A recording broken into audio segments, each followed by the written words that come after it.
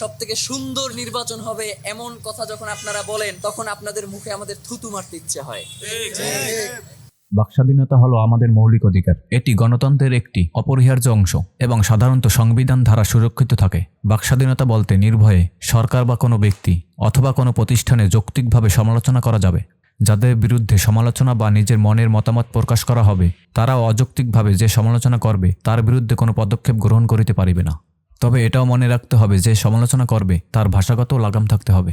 আপনারা যাদেরকে এই টকশোগুলোতে আমন্ত্রণ জানান, আপনাদের অবশ্যই এই ব্যাপারে সতর্ক হওয়া প্রয়োজন। কারণ মানবাধিকার শুধু মানুষের জন্য, কোনো পশুর জন্য কোনো মানবাধিকার নাই। পশুর কণ্ঠস্বর তো আসলে আমরা মিডিয়ার মাধ্যমে আপনাদের কাছ থেকে শুনতে চাই না। বাকস্বাধীনতা অসীম নয়। এটি অন্যের অধিকার বা জনশৃঙ্খলা বিঘ্নিত করলে এর উপর যুক্তিসঙ্গত সীমাবদ্ধতা আরোপ করা যেতে পারে।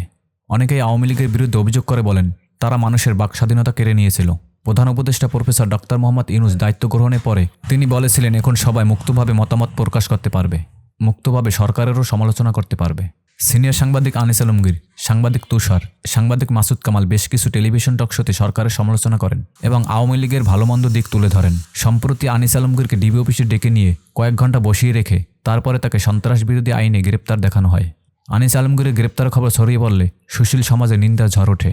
অনেকেই সরকারের সমালোচনা করে বলেন একজন সাংবাদিককে যদি তার মতামত প্রকাশ করতে বাধা দেওয়া হয়, তাকে যদি সন্ত্রাস দমন আইনে গ্রেপ্তার করা হয়, এর থেকে লজ্জার কিছু নেই।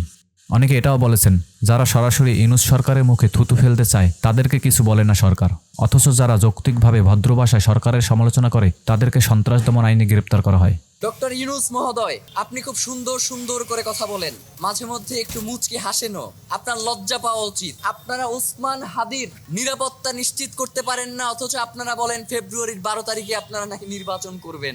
এক আসনের প্রার্থীর আপনারা নিরাপত্তা নিশ্চিত করতে পারেন না, আর 300 আসনে আপনারা ইলেকশন করবেন এবং সেই ইলেকশন সুষ্ঠু হবে, কোনো ঝামেলা হবে না এবং সবথেকে সুন্দর নির্বাচন হবে এমন কথা যখন আপনারা বলেন, তখন আপনাদের মুখে আমাদের থুতু মারতে ইচ্ছে হয়।